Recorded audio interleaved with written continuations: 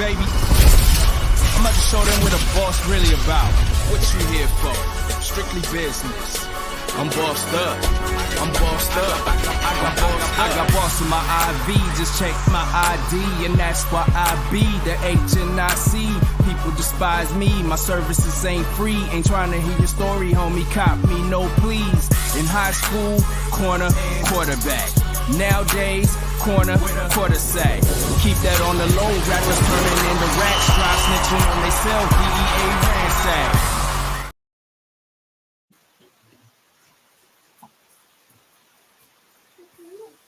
Okay, seems like we are having technical difficulties. Just a little bit here and there. You know what I'm saying? We live, but you know what I'm saying? It's a lot going on right now back here backstage in the StreamYard. You know what I'm saying? I don't know what's happening right now. My laptop was tripping when I first tried to log on, and then it's being crazy. But it shows that we live on my side. Mel, what you seeing on your side?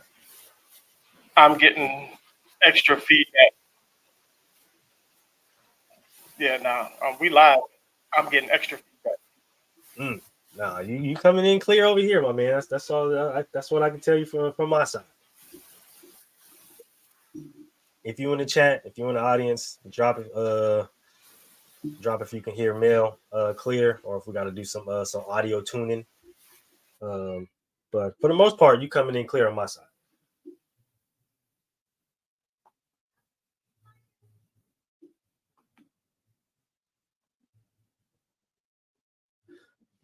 I think we just lost Mel's audio. There he goes again. Yeah, no, I just want to reconnect. Yeah, I got a major delay. Yeah, I don't know. StreamYard might be having one of those days. You know how StreamYard does, where it have one of those days sometimes, and it likes to try to throw us off our game. But you know, we here. We prepare for adversity, and we work through it. And yeah, that's how we bring y'all to greatness every single week.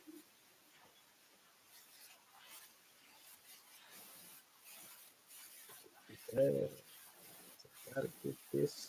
No, I think I figured it out. Okay, we're good. Okay, we're good. I figured it out. I had the link playing in the background. That's why I was here. Okay. No, that makes sense. Like I said, technical difficulties, you know what I'm saying? Sometimes we be having some of our days. I was going through with technical difficulties with my own goddamn body today. Body wasn't agreeing with me. All right. I've been sick all goddamn day. All right. I don't know if it's my wisdom teeth, the medicine. I don't know. But we've been going through it. It's a football Friday, though. We here. You feel me? Here. We got the football to like talk I said, about. Let's start this over, man. What's up? Your boys in the building. We're back with another one. It's a football Friday. We about to get this thing rolling. The dice about to get rolling. Like I said, we went through a little. You know, it's done. The bullshit is over. It's time to get it cracking. We're just gonna jump right into the Hall of Fame stuff. Absolutely. Let's get it. Hall of Fame game was last night. I know you guys touched on some of it last night on PBT. Let's go ahead and let the people know what you were talking about last night on PBT. No, most definitely. The conversation actually turned into a really good conversation. But as far as the game, we know it did get, canceled or, delayed, whatever you guys want to say it, through weather delays. But I thought that it actually was an entertaining game, right? I thought it went over pretty smooth, right? Considering all the past Hall of Fame games that we've kind of experienced and we've kind of had, and especially considering that none of the starters played from either side, which we expected. But just looking at it, right, the backups did really, really well. I thought that the Bears offense actually looked really good. They have some pretty solid backups that I think could probably earn some roster spots, even some practice squad spots. Yeah, Brett Rippon is he's really good. I don't know why he does not stay on the team. He's really good. The way he sees the field and the spin on his deep ball is absolutely crazy. Like his connection with number 81 Johnson last night, madness, bro. Madness. And I think they got something in that young boy over there because the way he high points the ball, the way he runs his routes, the way he learned how to stack the DB, like it seems like he's been doing it already. He's already NFL made, and I feel like a lot of people aren't really talking about him right now, which is probably a good thing. But if he's your fourth wide receiver, yeah, I think you're in a pretty good spot. On the other hand, of course, Davis Mills came out there looking like a season pro. I think honestly, if the Texans, because they did have the ball prior to the game being delayed, but I think the Texans probably do go on to score, probably go on to win the game. But I think it's definitely a close game. Yeah, the young guys there, they looked really good out there. Coaching looked really well. Both coaches on both sides looked really, really good. I know it's preseason Hall of Fame game, so I'm not gonna, throw all my dice in it, but it looked good. Football coming back after being gone for that long, it looked good. It looked clean. It didn't look sloppy. Like it didn't look choppy. It wasn't a slow game, a boring game like we normally get. So I was excited. You know what I'm saying? I was happy with the product. Yeah, and the Texans had the nerve and the freaking audacity to bring in Cam Akers too. They sure did. Like that's ridiculous. Like it's bad enough you brought Joe. Like they are forming the Avengers and the Guardians of the Galaxy all on one squad. Yeah, no, they said we need that. Okay, run that in because we need it. Yeah, like it's weird to me. It's absolutely ridiculous. Not saying weird. I mean, trust me, I said it. The Texans are my favorite team this year.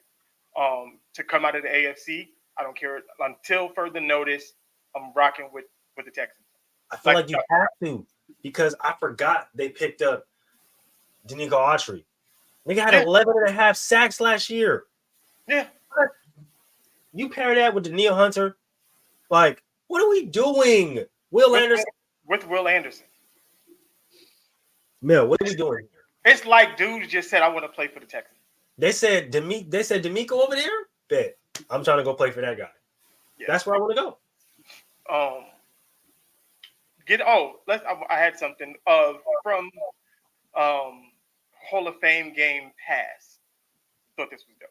Here is A.J. Trapasso, who will do the punting, the regular punter, and we've got a trick play here, and it is Trapasso who will carry the ball for a first down inside the 20 and all the way to the end zone for a touchdown. Fake the reverse to Michael Griffin, the safety. The old Statue of Liberty looking play. Everybody assumes that they're going to give him the football, and the punter takes off with the ball, and here we go. Listen, there was no slide in that man. You hear me? He was going to take whatever was going to come. If somebody was going to knock him out, he was going to get knocked out. But he was not sliding. He was going for the end zone. Oh no, his mind. As soon as they called that play, his mind said, "I'm scoring." Yeah, he said, "No, screw that. Well, I'm out of here. I'm scoring." He was probably supposed to hand the ball off, honestly, but he said, "No, fuck that. It's my time to shine." He wrapped that around his back like Kyrie Irving. He was just like, let's get up out of here. And then that's the coldest part about it right there. And then slid on everybody. It's out of here. Slid. Like I'm to the Baja with this. You hear me? You feel me? What? Read to the crib. Stop playing. Yeah. Mm-hmm. That's one of my all-time favorite fakes. Literally. Yeah. Because I still, I don't know why they don't fake punts like that more. Thank you. Because the punters are more athletic now than they've ever been. Mel, Cook. Like, these dudes, I forgot who it was. I forgot what team it is. Like, homie runs a legit 4-3 playing punter. Come on, dog. Come on, man. Like, I'm faking that shit. Like, just go get it, bro. Like, especially because, 4th and 3, you can get me 3 yards, bro. I need 3 yards. You got me there. You can get me 3. You got that 3 yards in you. And you feel me? And when you put confidence into your punter or to your kicker like that, they finna run through the wall for you. Go do that. Okay, so we're gonna get back to the game a little bit. Maybe not, depending on how this goes. This may take a lot of time. Let's break down the Hall of Fame class of 2024. Going into the Hall, we'll start with the Carolinas, with the Carolina Panthers. First drafted Hall of Fame player, Julius Peppers. It certainly paid off, guys. Thanks, Jay. On first down, Vic, big rush, sacked by Julius Peppers. He's been quiet much of the day so far. Pass is intercepted, and the Carolina rivalry from the 41. Oh, intercepted by Julius Peppers, and he takes it all the way, 47 yards for the score. Said that he's probably the best athlete in the NFL. Probably could play in the NBA. Probably could play in the NBA. I was being petty when I did that. And I love it. Okay? I absolutely love it. Because we know how legendary that guy J. Pep was. Yeah, and I did that, like, we all know about the sacks, but I don't think a lot of people understand. He was the defensive end dropping back into pass coverage. 10 interceptions, guys. 10 of them. Like, Julius Peppers, I don't think he gets enough love as far as the greatest defensive. We did our all-time great, and me and Mulich both had Pep at our defensive end. J. Pep, we most definitely. When it comes to one of those guys that played defense in the NFL and not only had the measurables, size, speed, strength, quickness, all the athleticism in the world, he had the numbers to back it up. And when you talk about, and I get it, the first names that come to mind with most people is going to be Reggie White. It's going to be Bruce Smith. It's going to be, you know what I'm saying? We're going to get to another guy in Dwight Freeney here next. Mm-hmm. But Pep was one of them dudes. Pep was that guy. Pep was that. And that's the thing, right? When everybody want to sit up here and talk about Julius Peppers and, he was a basketball player that played in the NFL and he never had any experience. That is a lie. Julius Peppers played Pop Warner and he played in high school. Right. Every single one of those guys used to bring up that, they played football with no experience. They just walked. No, they didn't. They all had football experience at some point in time. Julius Peppers is a football player who played basketball. He's a football player who played basketball. There's a difference, okay?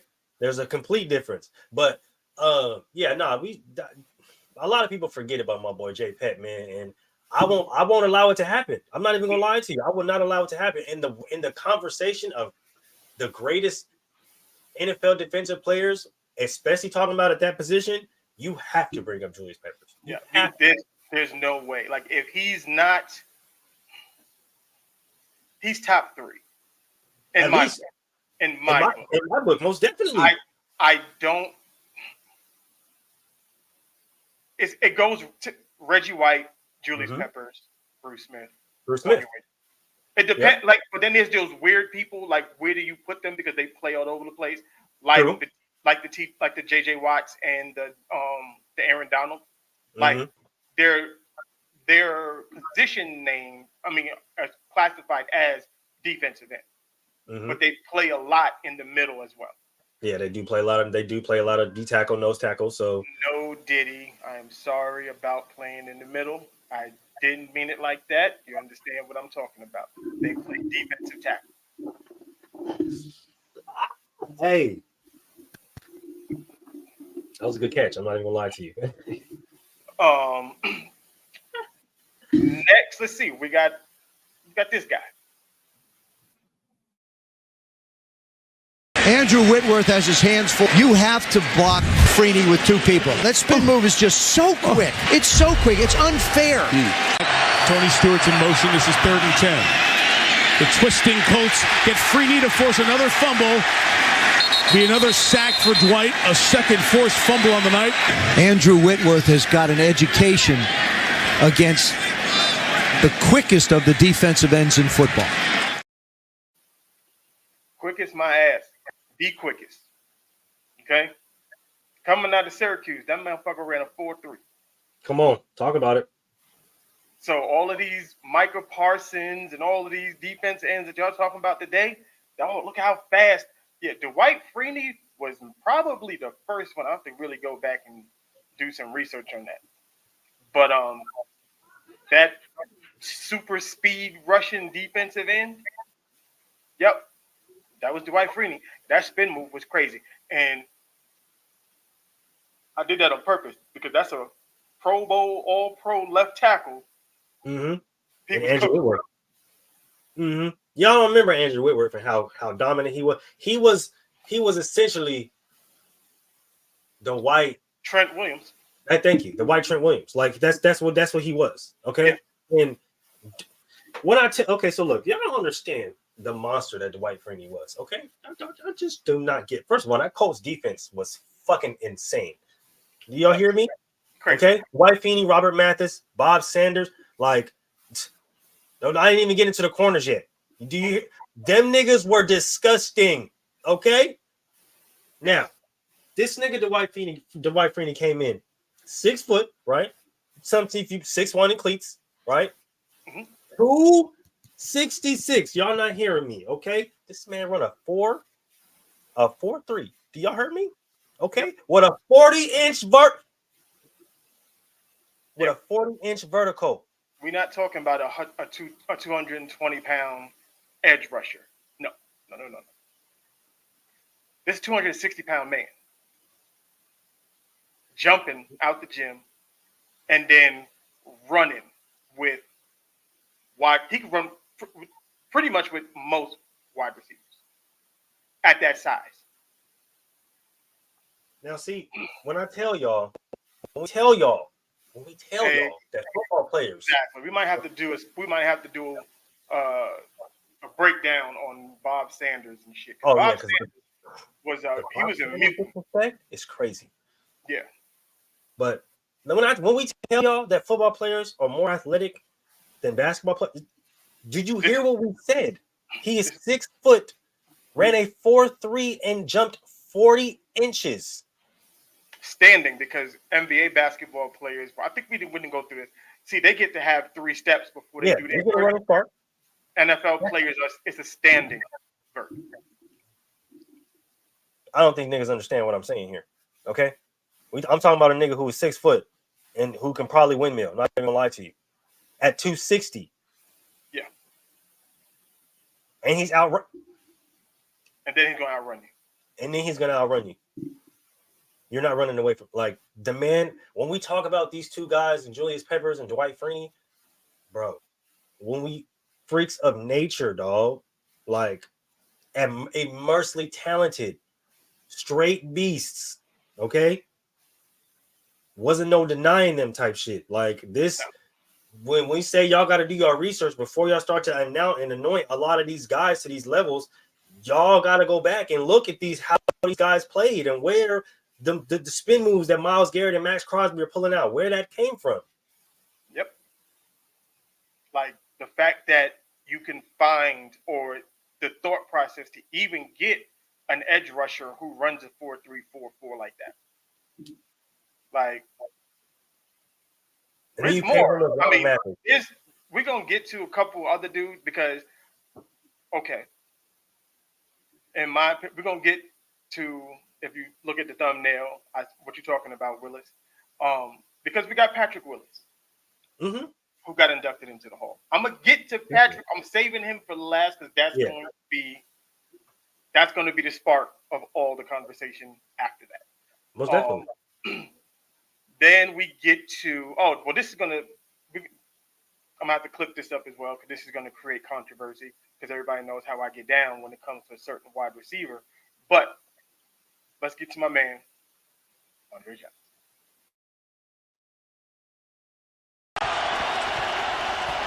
Schaub to throw it. Pressure coming. Schaub unloads and complete to Johnson. Andre Johnson. Touchdown. Clock is down to 1. Here comes the rush. Schaub steps up. Schaub throwing on the move up in the air. It's caught by Johnson. Touchdown, Houston. 3rd down and 2. Schaub looking in the end zone. Johnson. Oh my! Touchdown. Okay. I saved that last play for last because if you know anything about Andre Johnson, he is infamous for being one of the GOATs at wide receiver, but he is also known for this. How about an ugly finish? Yard touchdown, 14-0. And then Andre Johnson and Cortland Finnegan going at each other. This is something else. Watch this, folks. Now, you talk about a fight. This is serious stuff. This is Jimmy on your left, and that's Howie on the right. And that's how we warm up for the pregame show. But our guys get to stay. These guys got kicked out of the game. Texans 20, Titans 0. I've never seen a fight like that. These boys trying to hurt one another. Yeah, that was not pretty. We joke about it, but it was not. Yes, they were. Andre Johnson was not having any more Cortland Finnegan's bullshit. Okay? None of it. Classic. I called for Andre Johnson to be put in the Hall of Fame right after that play. Yeah. Right after that, I seen it live. I watched that game live. Okay, live and in person. And I'm sitting here looking. I'm watching this as this is unfolding. Right from the start to the finish. Right, Cortland Finnegan was fucking with Andre the whole fucking time. Whole game. I was gonna put the whole. It was been too long. Like when he went to the ref and told the ref was like, "You look, 31 acting up." I'm trying to. He gave, and that's the thing about. I don't know if y'all remember this game, but he gave the ref a warning. Not only did he give the ref a warning, he gave everybody on the sideline. He said, "I'm gonna fuck his ass up because he's doing some little petty bitch shit. I'm gonna fuck his ass up." Okay, y'all better watch him. All right, and Cortland. Well, I ain't gonna lie, Cortland being a DB, right, a smaller DB, you have to know how to, you know what I'm saying, try to get in a taller kind of receiver's head, because that's the really kind of way to take off the game. You can't jam him off the line because you're not tall enough, right? So you kind of have to try to get him off their game somehow mentally, right? And that's what Cortland was trying to do. Now, here's where he fucked up at. That's where he fucked up at. Yep. You fucked up because that's not just no regular dude. That is Andre Johnson, okay? That is Andre Johnson, okay? The real Megatron is what I call him. All right? No. Okay, see, go ahead. Yeah, I call him the real Megatron. All right, everybody want to get I call him the real Megatron. Do y'all hear me? All right, that's where I was gonna go with this, and I was like, yeah, go ahead, Cook. Oh, go ahead, Cook, please. Because if y'all, I've said this 1,000 times, I'm gonna continue to say this. The wide receiver that y'all think Calvin Johnson was, that was Andre Johnson. Quite literally.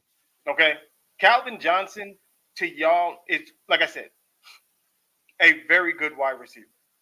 He should have never been in the Hall of Fame. I don't care what anybody says. I don't care about that one dope season that he had. It means nothing to me. He is not a better wide receiver, did not have a better career than Andre Johnson. Not even remotely.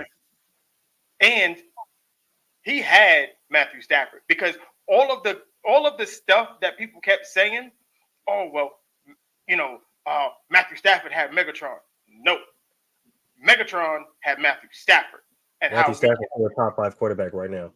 Right. And how we can confirm that it was Matthew Stafford and not Megatron is because, do y'all know who Cooper Kupp is? Of course you do.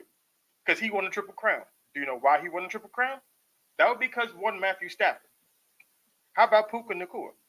Who broke all of the rookie wide receiver records. You know who his quarterback was? Matthew Stafford. The top, like all of the wide receiver records, I think except for touchdown,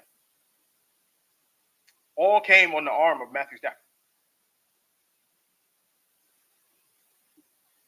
So we can no longer say that Megatron made Matthew Stafford. It is legit. It is 100%. All the evidence shows it was Matthew Stafford that made Megatron.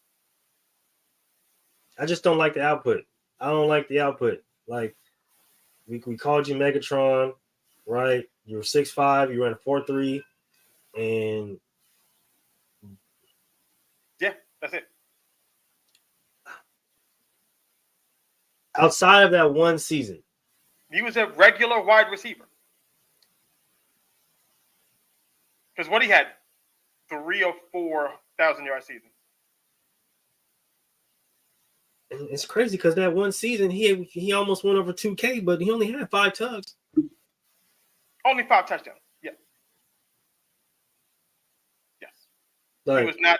So you can't have all of these yards and 2 touchdowns. That's Julio Jones. Thank you. Thank you. Thank you. Now, when I say that Julio is not a top 10 receiver of all time, that's what I mean. Because you can't have 57,000 million yards and 5 touchdowns in your career. Like, that just don't happen. I didn't see Julio drop so many wide open touchdowns. It's fucking crazy. No, absolutely not. We're not doing that. You can't be 6'4", 6'3", 6'4", 225, run like that, and never get in the end zone. It's weird. It doesn't make sense. It's absolutely crazy to think about. Like, how is this possible? Like, that's why I would argue, like, Megatron. Matter of fact, let me take that. I'll never call him Megatron. Never. Calvin Johnson is not, never has been, a top 10. He might not even be a top 20 wide receiver all time. Well, according to the numbers, he's not. Like, so I don't understand. Like, and we had this conversation a million times. Talent and production are not the same. Now, if you want to say Calvin Johnson is a top 10, top 3, shit, maybe top 2 talent at wide receiver ever in the history of the game, I'm not going to argue that. Never, not one time. But when we're going to talk about production and what you did on a football field, he is not. And I repeat, he is not a top 10. And I will have to do a little more research. He may not even be top 20. And I'm going, and I know off the numbers, like receiving wise, I think he's like 35th in receiving yards. All time? Yeah. You might be lower than that. I ain't gonna lie to you. Like, we might, of course, we're gonna do our list again at some point, and then I'm gonna bring this up again, and then everybody's gonna get mad on TikTok and talking about I don't know what I'm talking about, and then they're gonna look at the numbers and they're gonna be like, oh well, but he only played. I don't care. It was actually 34. 34th? Okay. Mm-hmm. He just got passed up on Mike Evans this past year. Right. And Travis Kelce on his ass, a tight end. Exactly. And Andre Johnson was doing it with bum quarterbacks, not hella quarterbacks, bum quarterbacks. Andre Johnson is 11, by the way, guys. Just want y'all to know that. Andre Johnson is 11. Like Calvin Johnson. Yeah, like 34. we're going to get Mike Evans is a Hall of Famer, yes. Oh, absolutely he is. Yeah. Absolutely he is. Absolutely he is. First ballot, there's no question. If Calvin Johnson is a Hall of Famer, His first ballot, there's no question. Mike Evans is a Hall of Famer without question. Matt First, Shaw, that's no question. I'm gonna show y'all this because I don't know if y'all can see. Look, y'all see that? That's a band every year since he got drafted. First ballot, no question. Right. Matt Shaw was living off of that run he had in Atlanta. Like Matt Shaw was living off of Andre Johnson and Arian Foster for the longest time until both them niggas ended up leaving and he couldn't do nothing but throw pick sixes all fucking his whole motherfucking life. Right. That was ridiculous. But yeah, no. We can get it. I can go all day on Calvin Johnson. Like that, I can do that all day. He's when you talk about you want to talk overrated? Oh my god. Steve Smith Sr. is top 8. Yes. Another Triple Crown winner. Not in the Hall of Fame. That what? Not yet, because he just retired in. Fuck no. 2016. So let me see. He's been eligible. Yeah, he's eligible. He's been eligible. Yep, he definitely deserved to be in there. Yep. If Andre Johnson got in there this year, he should have been. He should have been there, in there this year too. Hold on. Okay, let's do it right now. Let's do that right now. Let's kick it. Let's kick it. Let's kick it. I'm ready for this. While we're here, because we want to talk about the dudes that didn't get into the Hall that should be in the Hall. We're just gonna do the wide receivers right now because the Patrick Willis of it all is where I'm really gonna lose my shit. Okay, Anquan Bolden, not in the Hall of Fame. Not in the Hall. Henry Ellard, one of my favorite wide receivers all time, not in the Hall of Fame. Does not make any sense that he's not in the Hall of Fame. Crazy. Julio Jones has way more everything than fucking Calvin Johnson, but he's not in the league, right? He's still in the league. He hasn't retired yet. Torrey Holt not being in the Hall of Fame is diabolical. Reggie Wayne? No, didn't Reggie go in? Nope. Reggie's not in the Hall yet. I thought he went in last year. Nope. Not yet. I don't see it on here yet. Well, I think Reggie did go on last year. They probably didn't update it. Yeah, no, Reggie did go on last year. I just have to look at it. Okay. I was like, I can remember him. I can remember. Torrey Holt's crazy. Hines Ward is diabolical that he is not. The fact that they don't have a Super Bowl champion, Super Bowl MVP, Super Bowl MVP in the Hall. Yeah. They changed rules for this, man. Y'all hear me now? He has more everything than Calvin Johnson and a Super Bowl.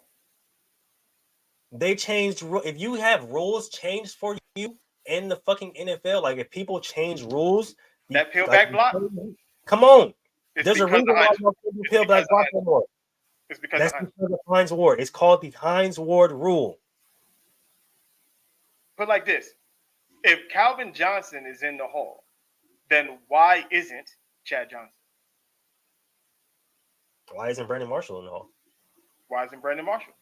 I'm running all these dudes down. Like, because the amount of people that I would say are better than him is ridiculous. Can we? Go ahead. I want everybody, I want somebody to answer this, okay? Somebody higher up. Why is Antonio Gates not in the Hall of Fame? Didn't he go? I thought he went. Somebody tell me this right now. He should have been in that motherfucker yesterday. I thought like he went literally yesterday. Antonio, let me see.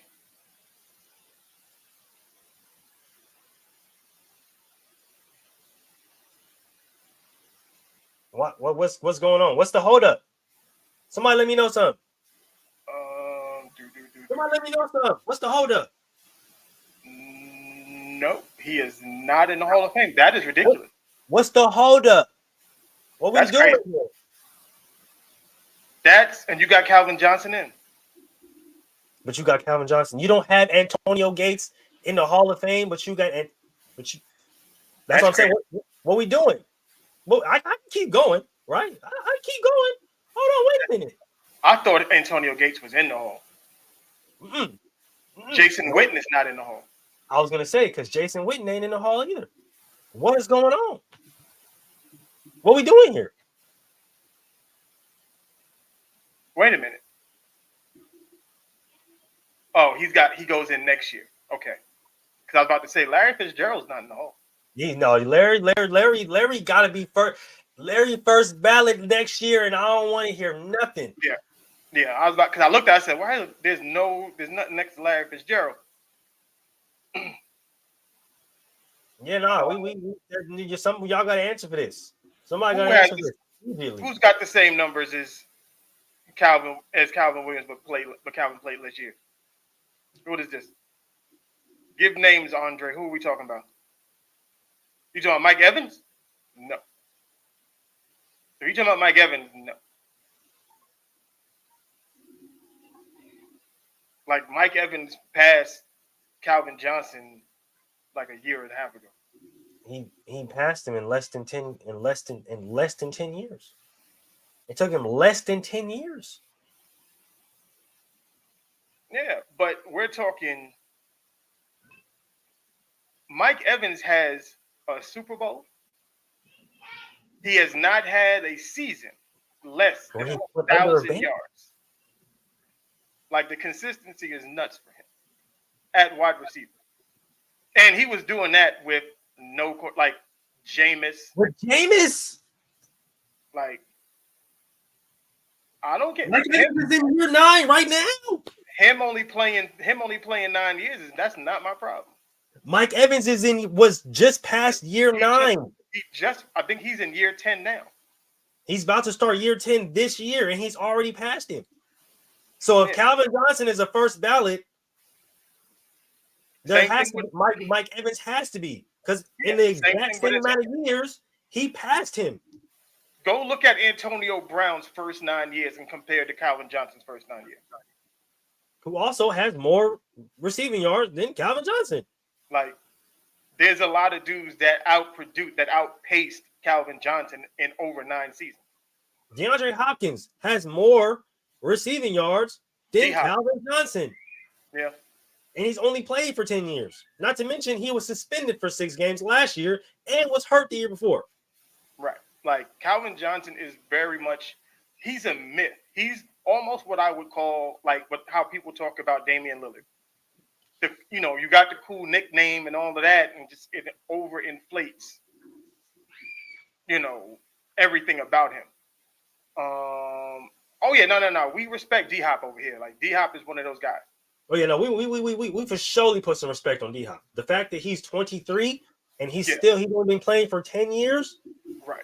Crazy. Come on now. Like that's absolutely insane. No, it was his fault he got suspended, but he still outproduced Calvin Johnson though. That's the point of all of this. He did all of that and was missing time. He literally missed 6 games and still had a ban.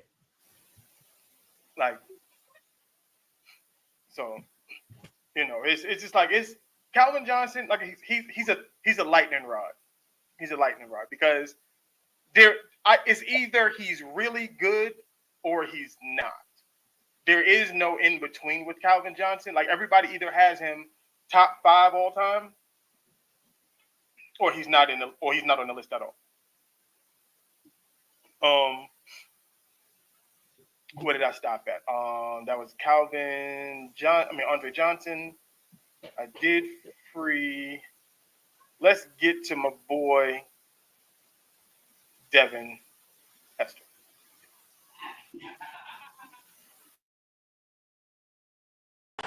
And having another spectacular postseason, but Devin Hester and the Colts have had a hard time all season covering kicks. It's Hester trying to work it back to the middle, gets past the first wave, and here he goes. It's Hester inside the 30. Hester's going to take it all the way for a touchdown.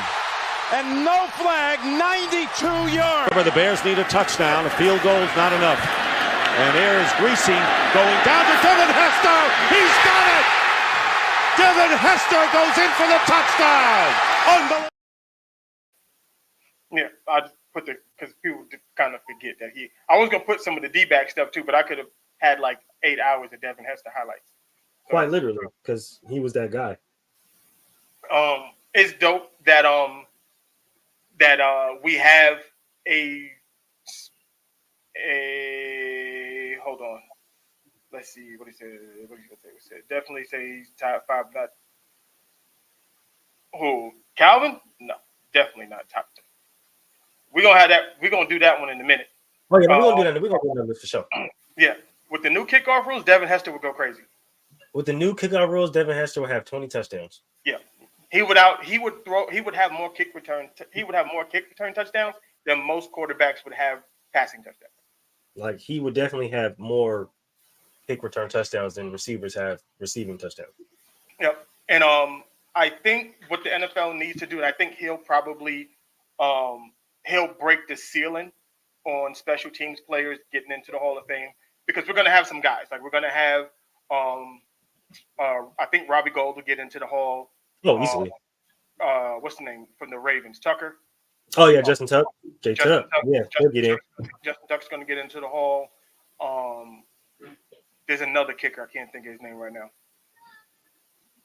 There's going to be a few kickers that get in. I think there should be other. I think more punters should get. I know Ray Guy is in there, but I think yes, sir. That's my boy. I think a guy like Reggie Roby should be in the Hall. Definitely. And fucking what's his name? What's the dude who used to play for the Raiders? King. Oh, Marquette. My boy Marquette King, man. Marquette King. He should like him. That was a weapon at punt as a punter. I don't understand. I don't get it. Like uber talented. Like had his foot was crazy, and he was an athlete playing at punter. Like he was an athlete. They did not like my boy's personality. I don't understand why. They did not. Because now, if you look at it now, he fits into this NFL perfectly. He's that guy. Come on, outgoing, spoken, like he's a social media king, all puns intended. Literally. if he plays today. Like quite literally. No, and Devin he was that. I mean, you saw it from college what he was.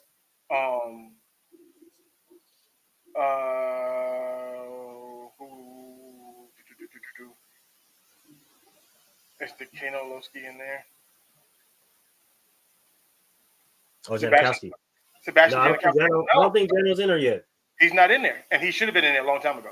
That's true. He did hit a lot of kicks. Yeah, he should have been in there a long time ago. The fact that Sebastian Janikowski's not in the Hall is crazy. It's actually crazy. It's absolutely nuts. Considering everything that he was doing, it's cool. Also, I think a guy like Steve Tasker should be in the Hall. Absolutely. Yeah, like there's a couple guys that just all they did was cover punts and cover kicks that were really good that should be in the Hall. Like that's their job, and they were the best in the league at doing it. Yeah, I was going to say the best of the league. If you make the Pro Bowl and you're an All Pro at doing that, you're the best of the best. Yeah, and you do it multiple times. I think that should qualify you as a Hall of Famer in that specific area of sport. Especially doing it at a high level, right? Like when you do it at a high level, it's like the DH in baseball. Yeah, exactly. It's the same thing because you're doing something beneficial for the team, but you're doing it at a high level on a consistent basis. So that could definitely get some type of look or some type of nod, like for sure. Yep. And then Devin also was part of something else entirely. And shout out to Lovie Smith when we get this going because we're embarrassed the first half, but they played 2 halves. You talk right now. Your teammate, you just promised him, you give him 100% the second half, then we're going to be okay. Ruben, break this down. Let's get on that. I got your back. Second half of the 15. He's hit from behind. Mark Anderson, the hit, the scoop, and score. Second down, here's James. Right into the line. Did the ball come out? It did. And it's scooped up by the Bears. Charles Tillman takes it the distance from the 18. Reading box, Devin Hester into the open field. And Hester picks up another block. Devin Hester, the punter to beat. He beat him. Devin Hester all the way. Touchdown, Chicago Bears. And what Devin Hester brought us is one of the greatest coaching rants in the history of coaching rants. Right after playoffs, Devin Hester gave us this. The Bears are who we thought they were. And that's why we took the damn field. Now, if you want to crown them, then crown their ass. But they are who we thought they were. And we let them off the hook. I watched that live. Denny Green was mad.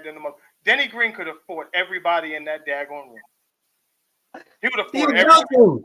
He was going to fight prepared everybody in that fucking room. For the fade. Like, he wanted to call Devin Hester fade himself. Okay? First of all, let me start off by saying this. Okay? Lovie Smith deserved his job in Chicago. He deserves a job right now. I do not care what they did to that man in Chicago, how y'all let him be the scapegoat for Rex Grossman trash-ass antics is absolutely fucking crazy. And then on top of that, y'all paid this nigga Jay Cutler $1 million and something billion fucking dollars. But we can get into it another time. Chicago, y'all be. Y'all still got what's this dude named Eberflus? Man, you still got this bum ass motherfucker coaching. He's doing 1,000 times worse. Lovie Smith didn't even do bad. That's the fucked up part about it. That's the fucked up part about all of this. Lovie Smith was a great coach. Still, matter of fact, y'all don't even care about Illinois football, but they care about Illinois football now. Do you know why they care about Illinois football right now in Chicago? Lovie Smith is the head coach. As he should. And I'll never forgive y'all for what y'all did to Lovie. But let me tell you this about Devin Hester, man. This is a guy who literally made special teams fun. Right, like when you look at all the guys from special teams, right? You got your Dante Halls, you got your Josh Cribbs, right? You got your Cordell Pattersons. But when you seen Devin Hester, especially coming from college, to the NFL, and like he really out there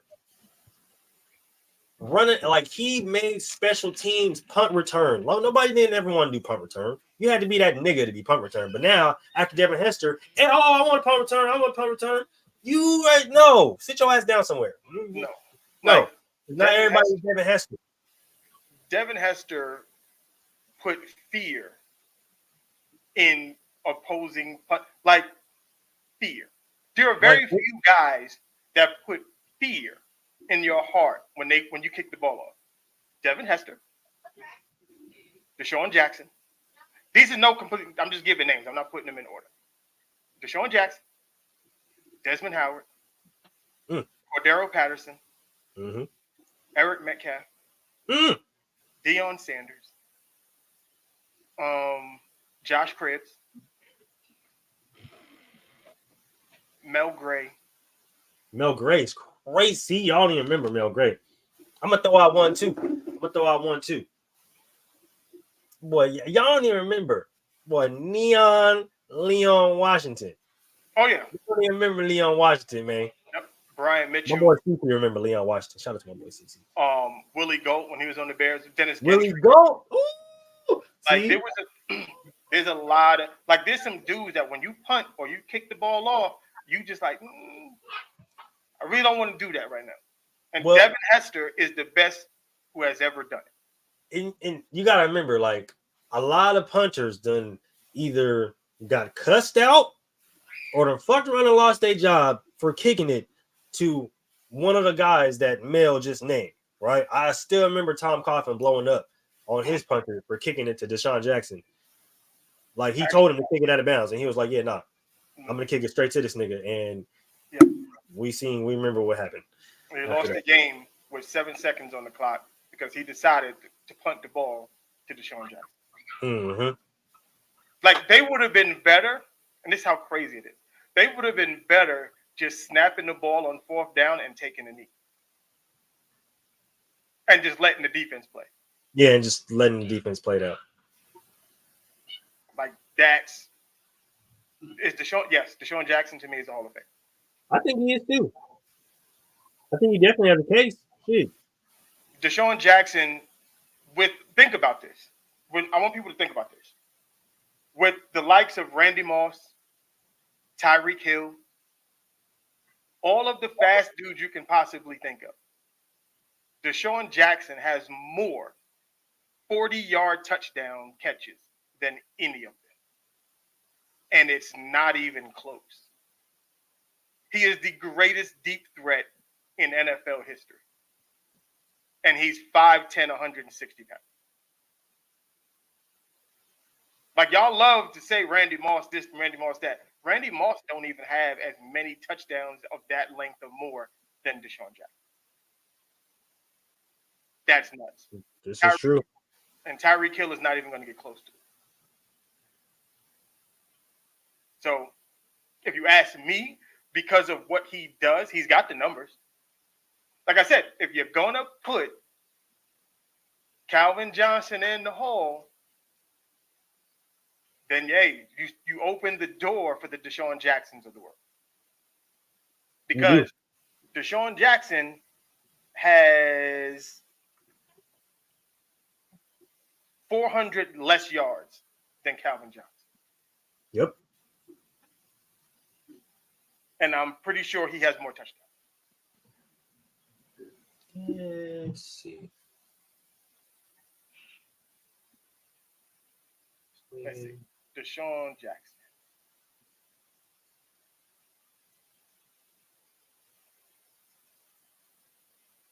No, he spelled his name together like he messed it up.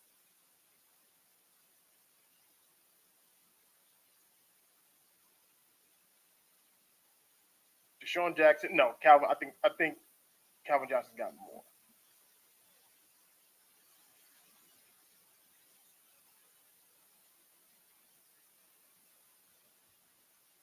Yeah, Calvin Johnson's got more. But most of Deshaun Jackson shit comes from deep, so it don't matter.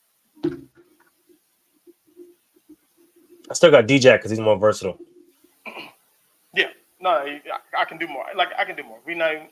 I'm gonna break down the wide receivers and the top. We're gonna do a top 20 just to see if Calvin Johnson actually makes it. Oh, no, most definitely, because I'm looking at it right now. It's gonna be a fight for him. I'm telling you right now. I'm trying to tell you. He's gonna be fighting harder than Josh Allen in my top 10 list. Yeah, it's gonna be a fight. But as far as like I said, as far as kick returners go and special teams guys getting into the hall, it's dope that Devin actually gets to break that glass ceiling and gets to get up in there. Because he was a weapon. Even though he did most of his damage on kicks and punts, that was a lot of damage. There's a lot of damage he did. So to have that guy go in there, I know it's got to feel good to him because he was ahead of his time. If Devin Hester was playing in the league today,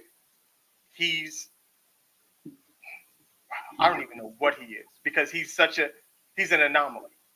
Well, because you've seen how they started to use him later on in his career, right? They started to put him more at wideout, right? They started to give him some more fly sweeps and handoffs out the backfield and using him. It's like he was a true weapon. They were starting to use him more like he was used in college. I was about to say this. He's Travis Hunter. Honestly. Because Charles Woodson was it original, but Charles Woodson, he didn't play receiver a lot in the pros. And I think that's what separates him. Devin came into the league as a cornerback his first couple of years, and then they moved him to wide receiver, and then they let him just float between the two. Yeah, between the two, wide receiver, right? But they mainly knew where he was most dangerous at was on special teams. Special teams. Because like they knew they giving him the ball.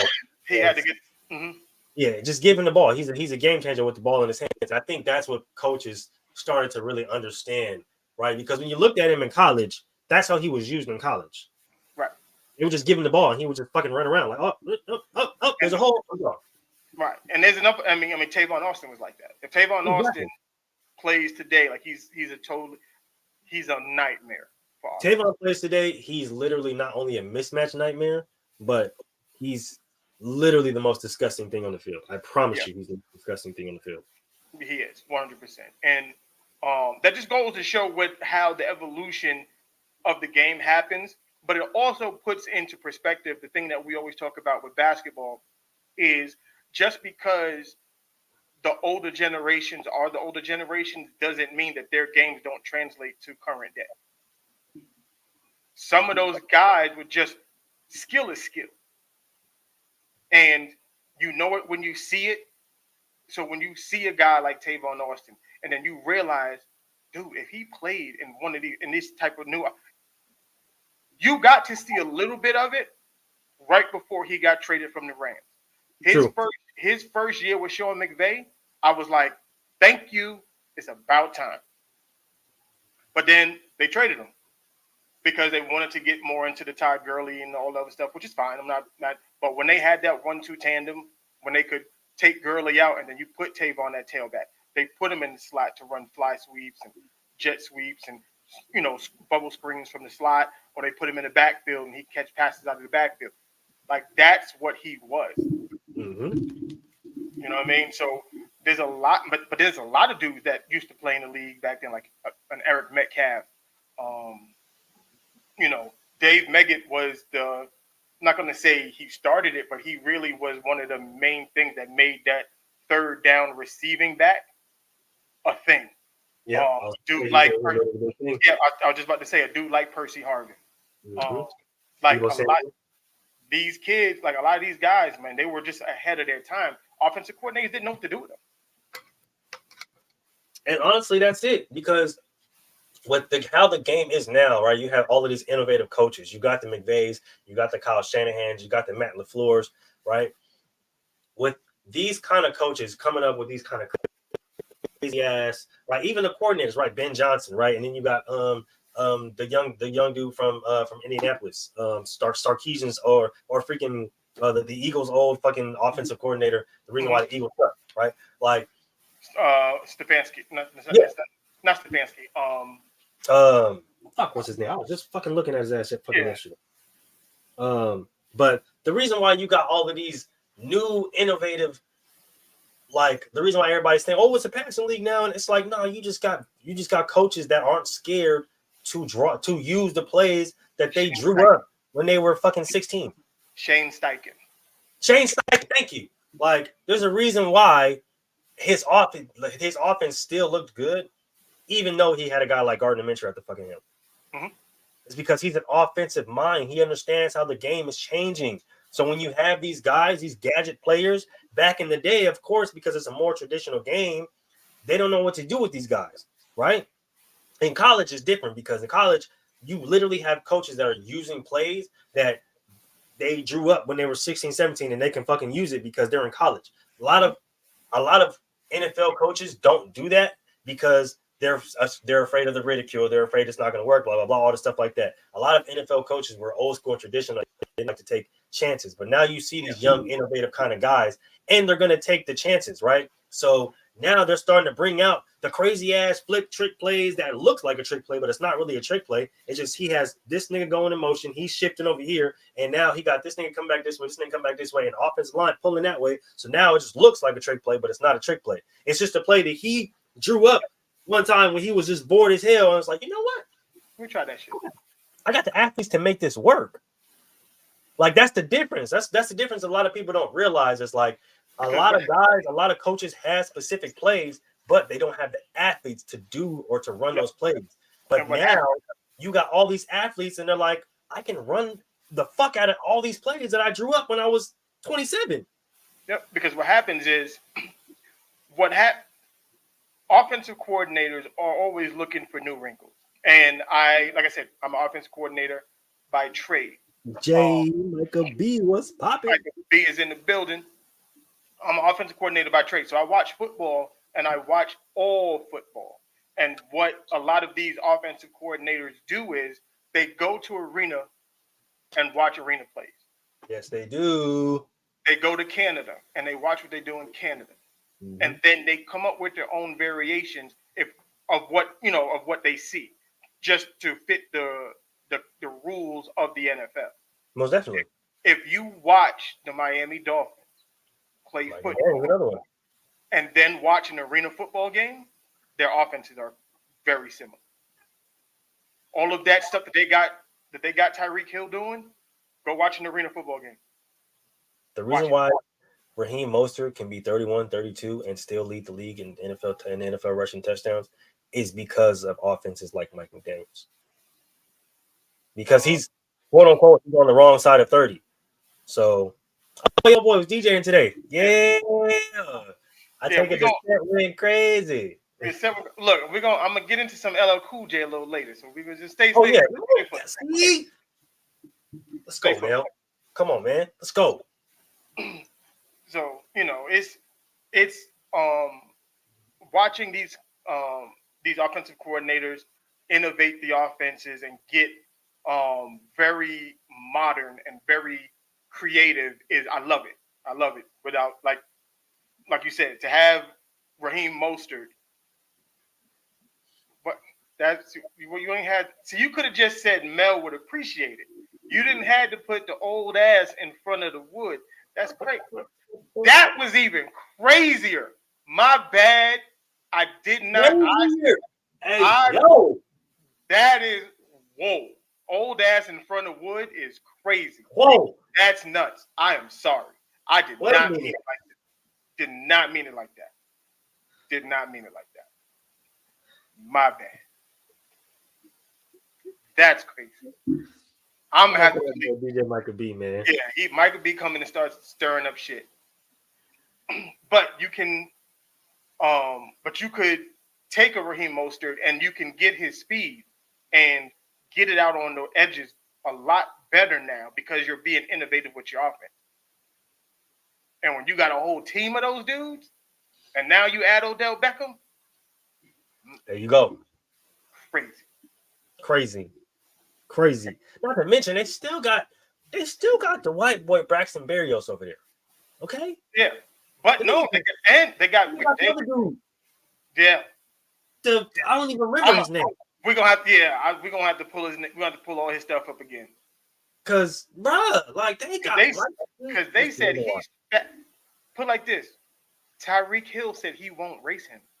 Exactly. It said he's faster than Tyreek. Do you understand how crazy that is? That's nuts. That's crazy. Tyreek Hill says he won't. Tyreek Hill will race anybody. Anybody. And he said, I'm not racing him. That's crazy. Do with that what you will. With that information, do with it as you will. Do with it as you will. Miami loading up something crazy over there. That's all we say. Yeah. Now let's get to this. Breeze coming back to Reggie Bush. What a read by Willis. Patrick Willis spitting up the run with Patrick Willis here. Nobody blocks it. 3rd and 7. Here's the rush again. Here's another sack. Patrick Willis gets this. Okay. Patrick Willis gets inducted into the Hall. How do you feel first that Patrick Willis is the Hall of Fame? I just have one thing to say. I know you're a 49er hater. So I just got one thing to say. And of course, I'm gonna back it up. Right? Mm-hmm. I'm gonna back it up with facts and evidence. Mm-hmm. The fact that London Fletcher isn't in the Hall of Fame. That's one of the people I was going to talk about.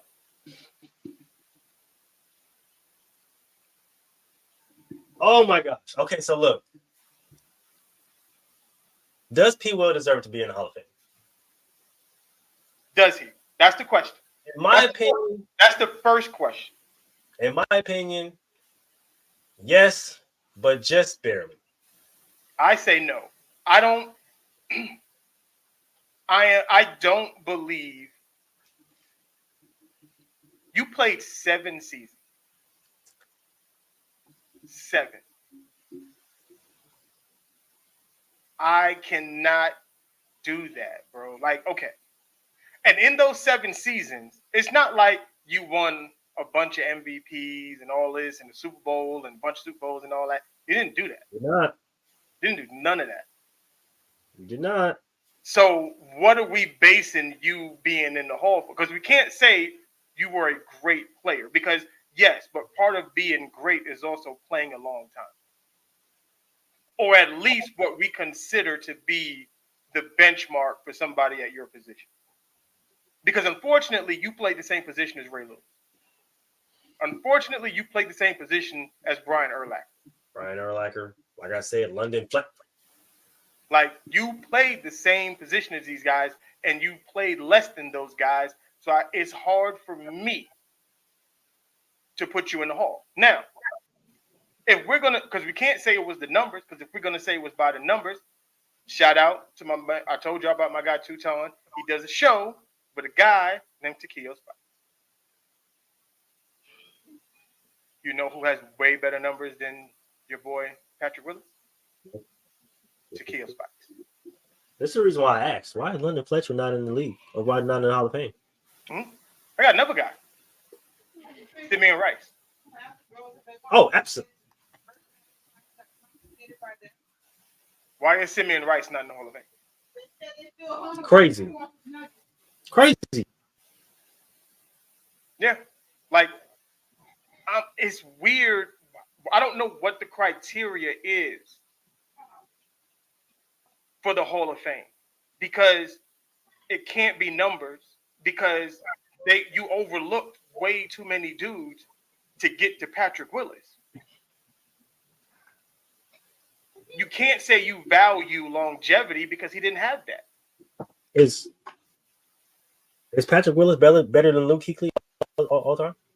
If you're gonna ask me, no. Okay, because Luke Kuechly was up for.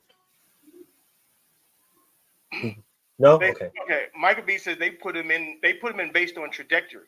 I don't give a fuck.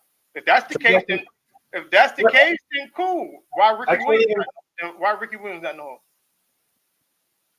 But even with trajectory, even based off trajectory, like that defense was crazy. Defense was crazy.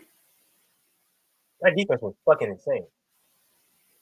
Like, Will Navarro Bowman, Deshaun Golston,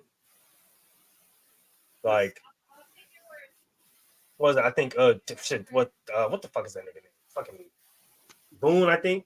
Shit, that was fucking nose guard. Like, what? That was a stat defense.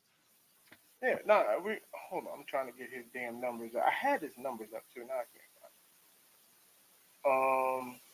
Yeah, and that's the problem. I think that's ultimately the problem is putting people in. Well, that goes to what Deion said. We'll just say that. Yeah, it's not the Hall of Very Good. Yeah, it's not the Hall of Very Good. It's the Hall of Fame. Because I just need that list. Career. Okay, here we go. I need.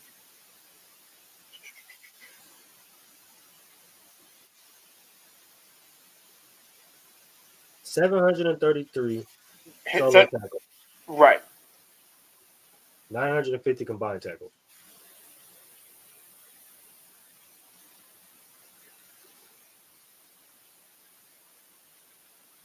Like London Fletcher, not in. Keith Brooking, not in the Hall. Ooh, I was gonna say Keith Brooking. Come on now.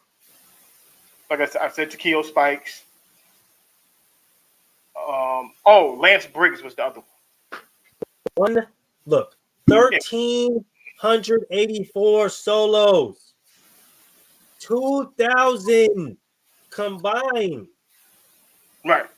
39 sacks in his career. London Fletcher. You know who also? Better numbers. We just talked about him because I was going to bring this up. D'Amico Ryan. This is true. D'Amico was crazy in his time. D'Amico was nuts.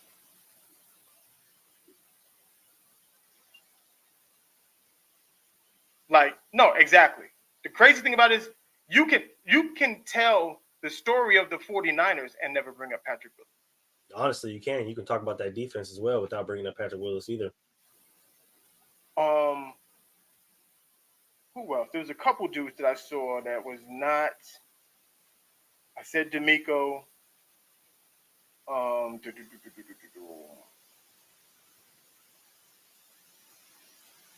was the other dude? Michael Burrow. Charles Tillman.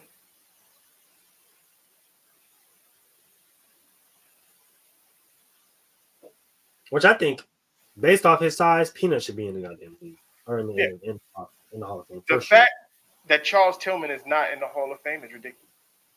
Ridiculous. There is a whole defensive play. It's not even a play. It's just the peanut punch is a thing. The peanut punch is a fucking thing. Jesse Tuggle. Thomas Davis. Like, bro, and this is, like I said, this is no slight to Patrick Willis. I just don't believe in 7 seasons you did enough to say that you was a Hall of Famer. Like this, that's the same thing that I say about Calvin Johnson. I'm consistent with this. The fact that Jesse Tuggle isn't in the Hall of Fame is crazy. Mm-hmm. You realize that him and Clay Matthews are the only person to lead the NFL in tackling 4 years in a row. So if that's the case, because I'm looking at a name right now, is Malcolm Jenkins in the Hall? That's crazy. And he's supposed to be up Malcolm Jenkins next year. He should walk. If you're going to put, like, it's odd to me. Like, I don't know what the criteria is. I don't know either. I'm Malcolm confused. Jenkins was just as impactful for every team he's played for as Patrick Willis.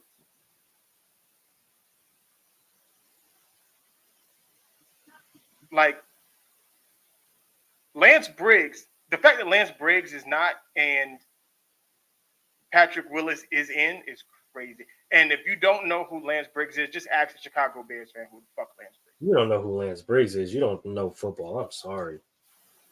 I'm sorry. I'm sorry. You don't know football if you don't know who Lance Briggs is. You do not watch football. Lawyer Malloy. You know. You might be too young. I ain't even gonna lie to you if you don't know who Lance Briggs is. Yeah, see, this is like the thing when they're gonna say stuff like this. Like he got 7 Pro Bowls. That's cool, but name the other linebackers in the NFC that were good while he was playing. Shoot, NaVorro Bowman, his own linebacker, that was on his team. Yeah, like all the linebackers, they were on the team. They were on the same team with him. Like he got the benefit, and I'm gonna say I'm not saying that he was not good. That's not what I'm saying. Not to mention, he had a young Alden Smith, Justin Smith. Yeah. Like I said, Deshaun Golston, Dante Hittner. Yeah. Those are 2 safeties. They both were Pro Bowls that year. They were both all pros that year. When you have those 4 guys in front of you, like Alden Smith was playing. If that's the case, then Alden Smith should be in the Hall. If we're going to base it on trajectory. Because Alden Smith was playing out of his mind. Hey, fucking mind. Like like he was nuts. That entire San Francisco defense was absolutely ridiculous. And like I said, is no slight on him as a player. I think he's a very, very good football player. But I can't say that you are great or one of the greatest and you've only played 7 years. We do not say that about Gale Sayers. We sure do not. Clay Matthews? I know I'm talking about junior. I'm talking about senior. Clay's not in the Hall? Clay Senior's not in the Hall. That's crazy. That's madness. I thought for sure his ass was in the Hall. Nope. Wow. That's madness. So, based off of that, Bobby Wagner is walking into the Hall of Fame. Oh, he has. First ballot. Like I said, first ballot. Like he walks in. First ballot. Matter of fact, what's make it even crazier, answer me this question. The fact that he did all of this, Levante David. Oh, first ballot. First ballot. Like I didn't realize Levante David was putting them type of numbers up. This nigga's killing it. I'll be trying to tell niggas Levante David is quite lit. Levante David is crazy. His numbers are actually nuts. Yeah, like insane. Insane. Yeah. Yeah. That's all in 1 year. I mean, all in one team. No team changes. Yeah. Yeah, you Been might. in the league 11 years and already got over 1,000 tackles. Solo. Yeah. Like that's why I said it's weird. I don't know what the criteria is. This doesn't make any sense. Doesn't make sense. But I don't think, not to say I don't. Okay, I'll rephrase this. I'm not going to say he's not a Hall of Famer. He shouldn't have been a first ballot guy. Thank you. I think that's more. I think we'll get less flack on social media if we put it that way. But if T.O. wasn't a first ballot guy, and I don't care what he said to a reporter. I don't care about how y'all feel. T.O. was a first ballot Hall of Famer. Right. Like that's crazy. Like I'll take it away. I'll stand on. He's a fringe Hall of Fame guy. Definitely not a first ballot guy. Yeah, no, I wouldn't. He wouldn't be my first ballot vote. When you still got guys like Jesse Tuggle and Clay Matthews, like that aren't in the league. Like, right? Let's not do this. Or not in the Hall of Fame. Let's not do this, guys. That's just.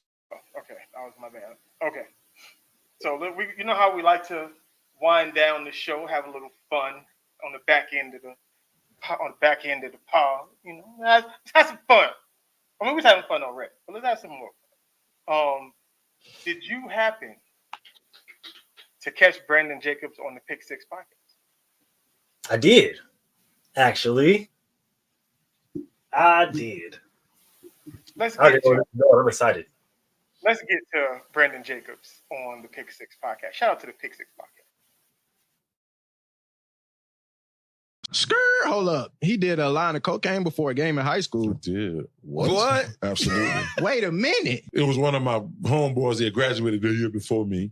I was walking into the weight room. He was like, "Hey, guess what I got? What you got?" I got that white girl. I'm like, "Oh, for real? You want to try?" I'm like, "Yeah, you try." 338, 4 touchdowns. Killed it. I destroyed it. It was easy. I felt like I was the only one out there. Nah. We ain't in the 337, it's the 338. And look, I ain't never did it again. Nah, man. I should have did it again. Imagine trying to tackle this nigga in high school. Bro. Imagine trying to tackle this nigga off cocaine. Nigga, what are you talking about? Cocaine is a hell of a drug. Listen here. For some of y'all who don't know who Brandon Jacobs is, he played running back for the New York Giants. He was the Thunder to Thunder and Lightning. Man. With Tiki Bar. You are talking about a running back who was 6'4", 255 pounds, ran a legit 4.4, and he was not a punk. Put like this: imagine Derrick Henry, who didn't stiff arm people, he just ran into everything. That was Brandon Jacobs. Now imagine that in high school on cocaine. Look, I was going to say on cocaine. That's crazy. That is insane. Wait a minute. First of all, who's doing a line of coke in high school? Like you're in high school. First of all, who's doing a line of coke anyway? Let's break this down, okay? As a graduate, why are you hanging around? How's he in the school? Why are you hanging around the little homies in high school with cocaine, sir? Are you out your mind?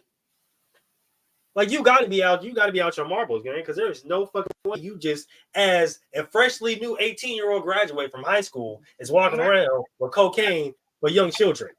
I don't even think Brandon Jacobs was 18. He might have been 17.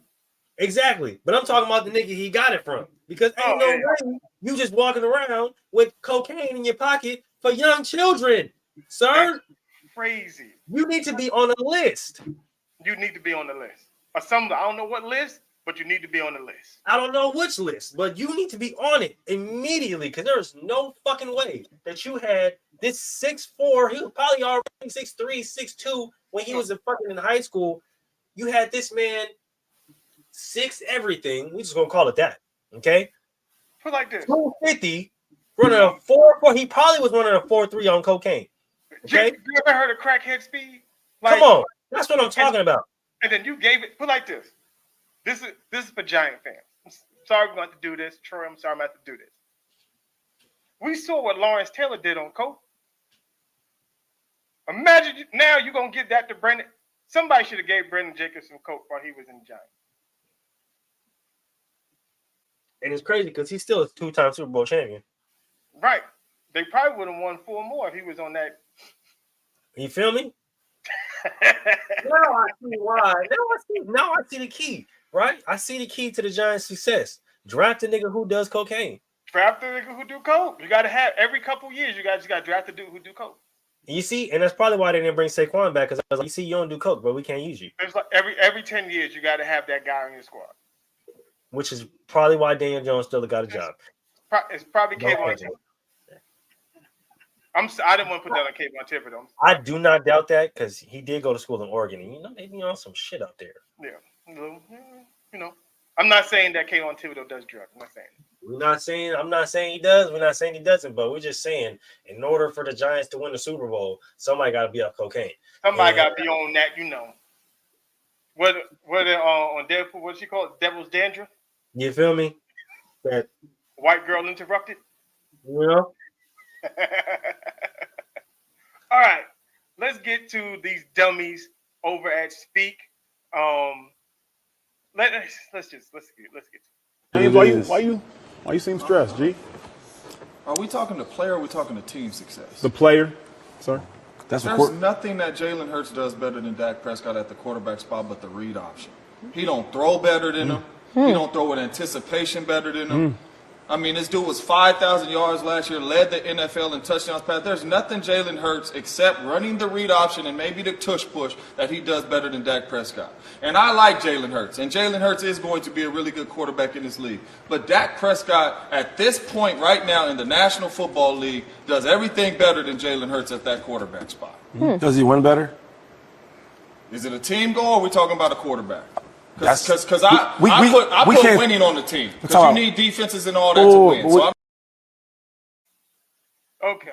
That's not necessarily true. You crossed your arms. I'm going to let you light this up. Go ahead. Well, because, first of all, everybody that says that, right? And we talked about this last night on the show. Actually, that's the cool part about it. We talked about this last night on the show. We talked about Dak Prescott and his numbers compared to Patrick Mahomes. And this is the ultimate difference. I want everybody to hear me when I say this.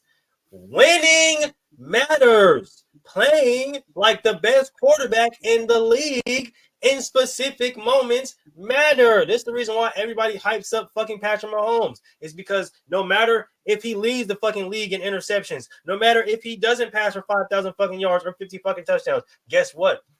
He shows up in the biggest fucking spots of the game of all at all times. It's consistent. That's the thing. And this is for the conversation last night, right? Because we had this, like I said, we had this conversation last night. Bro, you cannot be considered a top quarterback and have one playoff win. I looked it up. He has one. Uno. I literally looked it up. I did my research last night. He has one. Brock Purdy has been a starter for 2 years. 2 years. Has Jalen Hurts has more wins. So when we're talking about both of those guys, of course, people are going to be more inclined to take Jalen Hurts. Why? It's because everybody tried to write him off when he didn't have any good receivers, right? He didn't have anybody. He was working with fucking Quez Watkins. Like, are we dead ass right now? But you give him Devontae Smith. You give him A.J. Brown. And now he's one of the top 10 quarterbacks in the league, has taken his team to legitimately a Super Bowl and an NFC championship, and almost an NFC championship twice, has had his team legit over 11 wins 2 years in a row after getting said receivers. Are we dead ass right now? But y'all give Dak Prescott CD. You give him Zeke. The defense. You give him Tony Pollard. You give him the best O-line. You give him the best defense, and what does he have to show for it? Nothing. Oh, because you give Patrick Mahomes no receivers, a good tight end, and really a good. This is the thing, right? Because the thing, I want everybody to really understand this about the Chiefs. The Chiefs have legitimately, well, not even anymore. Now they have 3 good defensive players now. 3, because Ladarius Sneed's gone. He's out of there. He's out the fucking door. Okay. Chris Jones, George Karlaftis, and that's it. I was going to say that's it now because they got. Well, didn't they get rid of what's his name, Jones, or Frank? What's his name? Oh, Frank. Frank Clark. Frank Clark. Yeah, he gone. Yeah. So, like, come on, guys, and we still and every time somebody writes off Patrick Mahomes, guess what? He wins. What happens when everybody hypes up Dak Prescott? He loses. Yeah, because the thing is, this is why I hate, especially football players who play the game and they get in front of a mic and a camera Not one. And start talking silly. Okay, winning matters. I don't care if you can make all the throws. You know who can make all the throws, James Jones? Your guy, your quarterback, Aaron Rodgers. Is he more talented than Eli Manning? Yeah. Does he win more when he's supposed to than Eli Manning? I'm just asking questions now. See, winning, like, Josh Allen is more talented than Brock Purdy, right? Most definitely. Didn't Brock Purdy get his team to a Super Bowl? Sure did. Like, they say Brock Purdy, they say the same thing about Josh Allen with Cam. Didn't Cam win an MVP and get his team to the Super Bowl? Mm-hmm. Oh, okay. Like, all of this, he can make all the throws and he can throw on anticipation and throw on. That shit is all cute. Can you do it when it matters? Thank you, Mel. Because that's all I care about. What does Uncle Shay Shay say? I don't give a fuck about them empty calories, dog. Them is empty calories. Because did it when it fucking mattered. Like last year when you had a young quarterback on the opposite side of you and y'all out there getting your ass kicked. Yep. Which we did call, by the way. But y'all out there getting your ass kicked. Best defense, top defense. Yeah, because we watched in the league. We watched the newly highest paid quarterback or one of the highest paid quarterbacks in Jordan Love. Who looked like the better quarterback that day? Dak Prescott or Jordan Love? That's crazy. Because I always say this, and this is the reason why I say a lot of you guys shouldn't be making a lot of money that y'all make, because you can't be or you can't demand top 10 money when you're not a top 10 guy. No. It's just that simple. And as much as I love Brandon Ayuk's talent, it's the same thing for him. You can't demand top 10 money if you're not a top 10 guy. You're a top 15, top 12 guy, and I would definitely give you more respect, for sure. The crazy thing about Brandon Ayuk, if you ask me, he is a top 10 guy.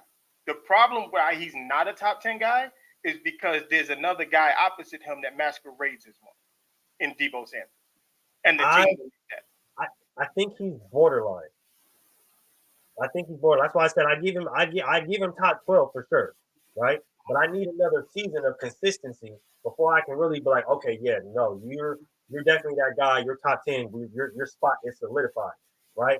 But when it comes to Dak, bro, it's like, no, I can't give you that spot, bro, because you don't play like it in the biggest moments. And the reason why I knocked Brandon Ayuk like that is because in the biggest games where you were supposed to be the focal point because Deebo was gone. No, he cooked. That's why the Super Bowl, the reason why they lost in the Super Bowl is because the game plan that they came up with, I'm going to put this on Kyle Shanahan because you're an idiot. Oh, well, we know that. But Brandon Ayuk was destroying his one-on-one matchup. And this is the reason why, right? Is because, like I said, when Deebo went out, and I looked it up last night because we were talking about last night. When Deebo went out, do you know how many 100-yard games he had? One. One. Right. Well, George Kittle outplayed him. Because now, the offense, we'll definitely, and like I said, Kyle Shanahan, you for sure deserve a lot of that.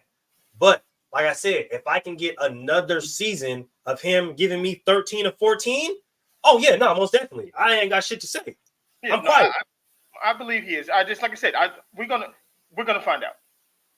And we definitely will. No, most definitely. It's just you have to do it, and this is just for me. You have to do it in the biggest moments when they matter, and specifically for Dak Prescott. I don't care about the 4,000 yards consistently. I don't care if you threw 55 fucking touchdowns, bro. There's no excuse as to why you're a professional, why you're getting paid all that money, and you can't manage the clock. No, and he's the thing. A lot of if you watch, not you, but I'm just saying most in general, a lot of the yards that Dak Prescott piles up are when the Cowboys are losing. And this is the thing. He has one or two games where he lights it up off the rip. But for the most part, they'll be down 15, 20 points. And he just throwing. This is the biggest factor that everybody likes to miss. James Jones, right? All these guys who like to anoint Dak Prescott. This is the biggest factor that everybody likes to miss. Since he was drafted, the Cowboys win 90. I'm gonna always say this stat: 90-something% of their games when they run the ball. When they put the ball in Dak Prescott's hands, they lose. It's just a fact, bro. Very much so. You cannot be a top 10 quarterback if your team, when it counts the most, they put the ball in your hands and you lose. That's not a top 10 quarterback. Not a top 10. That's all to tell you. Because if it was, you would already have a Super Bowl right now, Dak. You would already have an MVP right now, Dak. You would already have an Offensive Player of the Year right now, Dak. But you have none. You would at least have been to an NFC Championship. Something. You got set up. Okay. Gotta stop trying to anoint these guys before they get there, bro. Please, especially Dak. Like, Dak's not going to be a Dallas Cowboy next year. So, if he was that good, we wouldn't be having these types of conversations. Y'all wouldn't be arguing if he was top 10. Y'all wouldn't be sitting here trying to compare his stats to Patrick Mahomes. Y'all would just put him there. There wouldn't be no argument. There's no argument about Patrick Mahomes. There's no argument about Lamar Jackson. There's no argument about Trevor Lawrence, Brock Purdy. There's no arguments about those guys. And then we're going to get into next week. My man, Nick Wrong, I'm coming for you, stupid. Because all of a sudden, this whole Russell Wilson, Justin Fields conversation is getting out of control. It's getting stupid to me right now. Now everybody want to listen. Hold on, because I know y'all been listening to us, bro. I know y'all been listening to us, dog, and we tell y'all. So it's all good. Pop back in next week. Don't worry about it. Pop in next week. So we're going to end it. I still had some LL Cool J stuff going on that I wanted to get into. We're not going to get into the Uncle Shay Shay stuff, because that stuff is amazing, and the music that's coming. But I will put this up, and then we'll end it with this. Because I figured hopefully this can go viral like the Eagles DB stuff went nuts. This should be. I want this one to go crazy. Definitely. It's not football related, nothing. It's just funny to me. Shout out to Queens. This is a Queens dude commenting on my big brother. He's a Queens dude. Light skinned niggas unite. Post came up and it says LL Cool J has been a ridiculous person our whole lives, right under our noses. Now, what proceeded to follow this is amazing. And this is my guy. So this is first one. In the water with jeans and a Kango. And that belt is ridiculous. You hear me? He flow. Like, this is y'all not gonna tell me my boy wasn't flea in this video though. Right. This is a Queens nigga. This is just what we do. We different.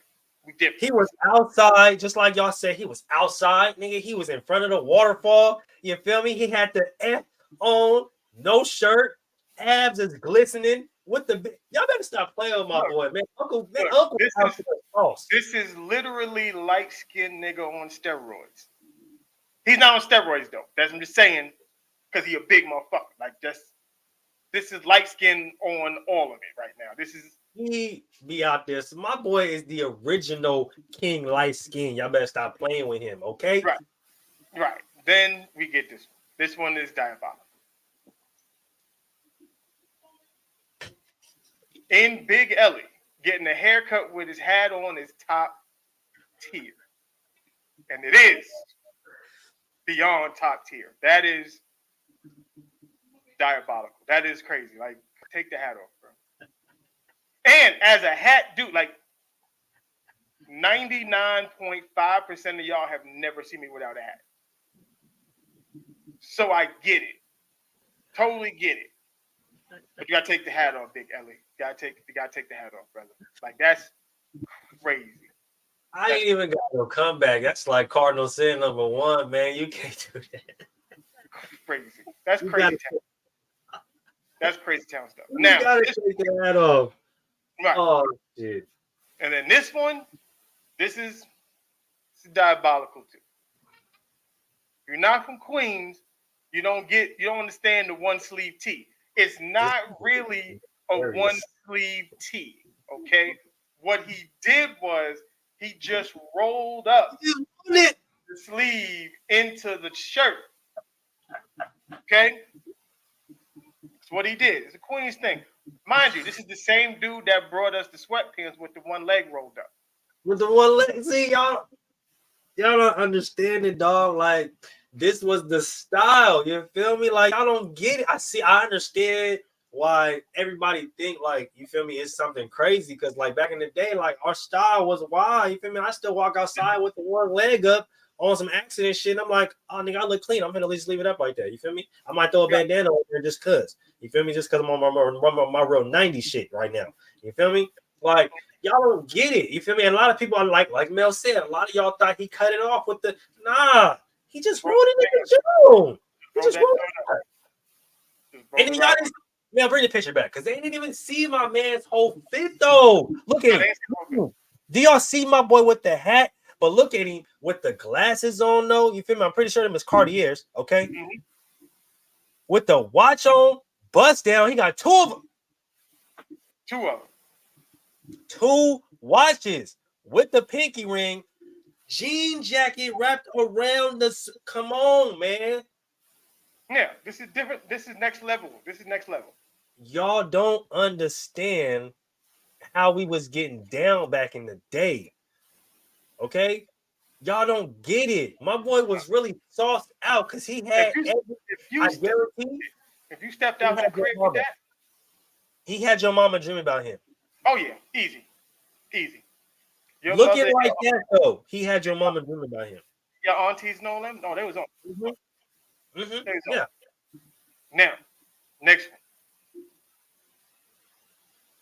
He was eating a peach at a peep show. This legendary. With the suit on, look crispy with the hat, like. Come on. Like I don't. Y'all just sound like haters right now. Come on. He was like haters right now. Okay.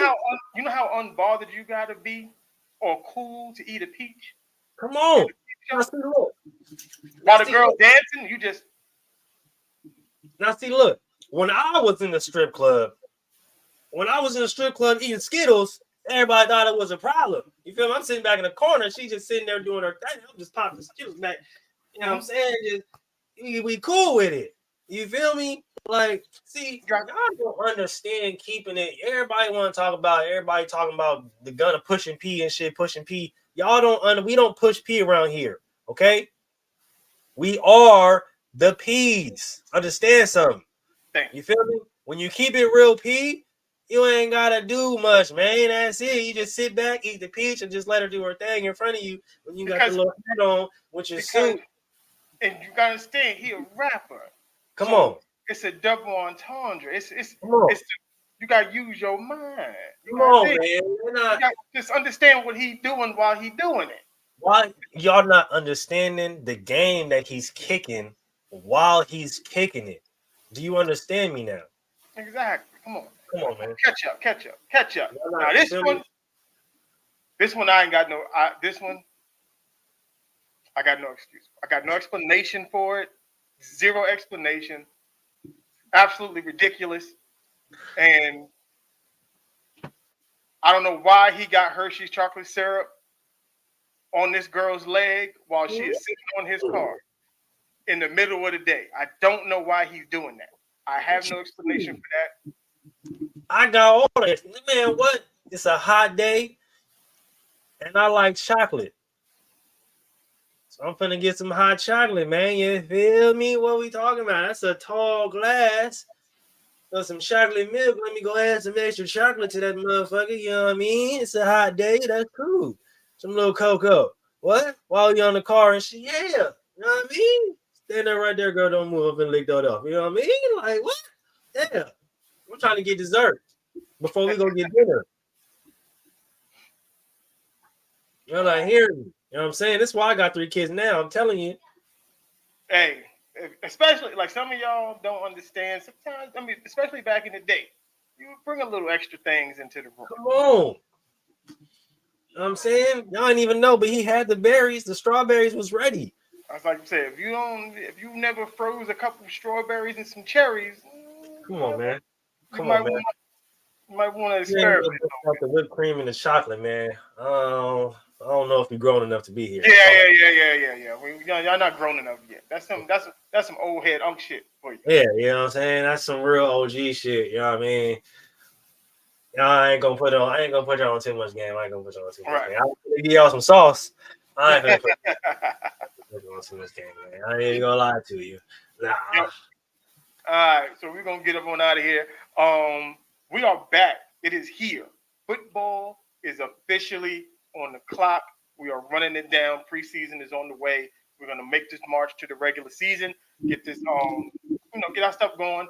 Like I said, we're gonna have the fantasy football league getting ready to pop off real soon.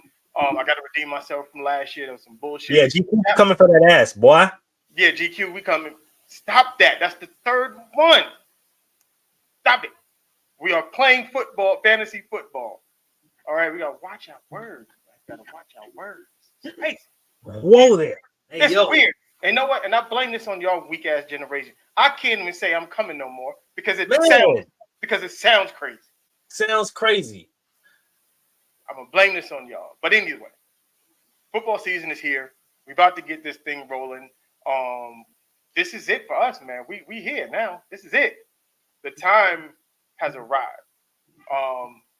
So keep liking, keep subscribing. What else did I do? Oh, yeah. And send me stuff in the DMs. Like my cousin sent me some stuff. I got everybody. If you see something on the internet and you think it's for us to talk about, I do it to moves all the time. Yeah. Send it. We be talking to each other all week, sending each other shit all goddamn week. Yeah, and we don't even get to 90% of the bullshit that we send. Quite literally, we don't get to 90% of the shit that we talk about or we send each other. It's absolutely crazy. But I will say this though, before we get up out of here, if you want to be a guest, if you in the comments and you feel like the comments ain't enough, just like my boy CC did yesterday, ask us to drop the link. We'll drop the link on you. Pop up on the screen, come talk your shit. We welcome everybody. Everybody. And with that being said, we will see you next week. Don't forget, we got basket on Monday. We got Gentlemen's Talk on Wednesday. PBT on Thursday. And you're right back here inside the huddle on Fridays with your boys. Shout out to all my guys, man. GQ, Troy, Micah B, my man Moolage, Boo Wop, everybody over here from the sidelines. The takeover is still here. I'm trying to find. Okay, there we go. We here, man. The takeover has been the interaction has been great. The following has been great. Keep turning up. We're almost to 1,000 followers on TikTok. Once we get that 1,000 on TikTok, we will start going live. So yes, fire it up. Get us to that 1,000 so we can start, going live on TikTok and having, we can do some stuff in real time, have some fun. Well, we're doing it in real time right now, but you know that. You know what we mean. All right. But we up out of here. It's your boys. See you next time. Yeah, come on, push your button. Push the goddamn button. Push the goddamn